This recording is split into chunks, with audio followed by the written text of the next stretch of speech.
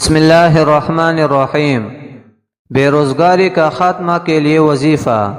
یا رزاق یا واسع، اول آخر درود شریف 21 مرتبہ اور 360 مرتبہ روزانہ ان اسما کو پڑھے۔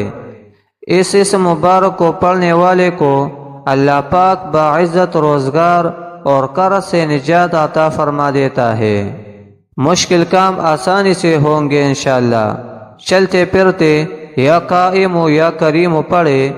رات کو سوتے وقت 100 بار کلمہ شہادت پڑھ کر آنکھیں بند کر کے یہ تصور کرے کہ میرے چاروں طرف سبز روشنیاں ہے۔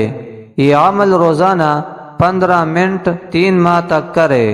وسعت رزق یا مسبب الاسباب، بعد نماز عشاء قبل رو باوضو ایسی جگہ جہاں سر اور آسمان کے درمیان کوئی چیز حائل نہ ہو، بیٹھ کر 500 مرتبہ اول آخر درود شریف 11 مرتبہ پڑھ کر دعا کرے، رزق کی کمی دور ہو جائے گی انشاءاللہ۔